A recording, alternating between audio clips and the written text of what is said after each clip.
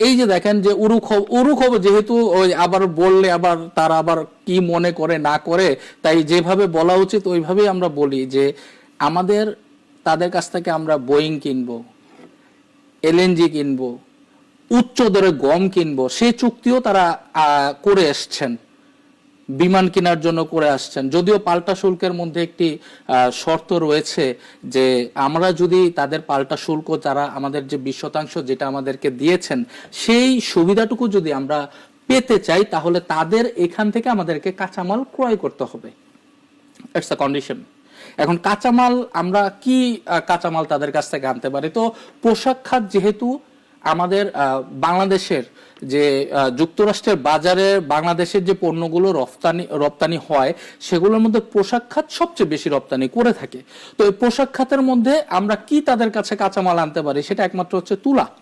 এই তুলা কিন্তু তাদের কাছ থেকে আমাদেরকে আনতে হচ্ছে, এবং অনেকটা বাজার মূল্য অন্যান্য দেশের যে কম্পারিজন, যদি রেট কম্পারিজন করা হয় তো অপেক্ষাকৃত একটু বেশি দাম দিয়ে কিন্তু যুক্তরাষ্ট্রের কাছ থেকে আমাদেরকে আপনার এই কাঁচামাল কিন্তু, মানে তাহলে কি এই যে কূটনৈতিক সাফল্য বললো, পোশাক খাতের যেই দুশ্চিন্তা সেটি কোনোভাবে কমছে না?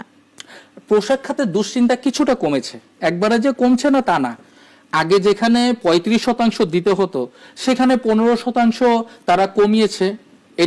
এটার একটা বেনিফিট বাংলাদেশ পাচ্ছে না যে তা না, 20% আসছে, এটা আমাদের একটু হলো বেনিফিট দিবে, কিন্তু একেবারেই যে আমরা সাফল্যের সাগরে ভেসে যাব, দেশের অর্থনীতি একেবারে এই পাল্টা শুল্ক কমানোর ফলে একেবারে অর্থনীতির চাকা একদম ঘুরে যাবে, 80 স্পিডে চলবে, 100 স্পিডে চলবে, এটা ভাবার কোনো কারণ নেই। অনেকে কথা বলছেন যে এই যে আজকে যেমন ভারতের সঙ্গে যে 50% হলো, এর ফলে ভারতে কি হয়েছে, স্পিনিং গুলো, ওয়েভিং গুলো, এই মিল ফ্যাক্টরি গুলো আস্তে আস্তে বন্ধ হয়ে যাচ্ছে।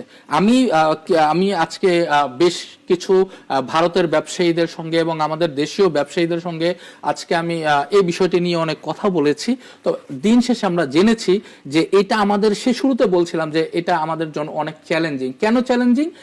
ভারতে যুক্তরাষ্ট্রে তারা অর্ডার এখন দেবে না, কারণ তারা জানে যে ভারত হাই রেট করবে, কারণ 50% তাদের উপর পাল্টা শুল্ক, রেট তাদেরকে বাড়াতে হবে। তাহলে রেট কম কার? পার্শ্ববর্তী দেশ বাংলাদেশ রয়েছে, পাকিস্তান রয়েছে, ভিয়েতনাম রয়েছে, কম্বোডিয়া রয়েছে।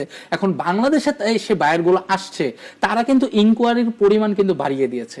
ফ্যাক্টরিতে তারা অর্ডার নিতে পারবে কিনা, বা তাদের যে ট্রান্সপারেন্সির জায়গাটা, অর্থাৎ আপনার যে সময় মতো অর্ডার যে তারা প্লেস করবে, সময় মতো তারা কাঙ্ক্ষিত ডেলিভারিটা পাবে কিনা, এই নিয়ে কিন্তু বাংলাদেশ কিন্তু ব্যাপক চ্যালেঞ্জের মধ্যে রয়েছে।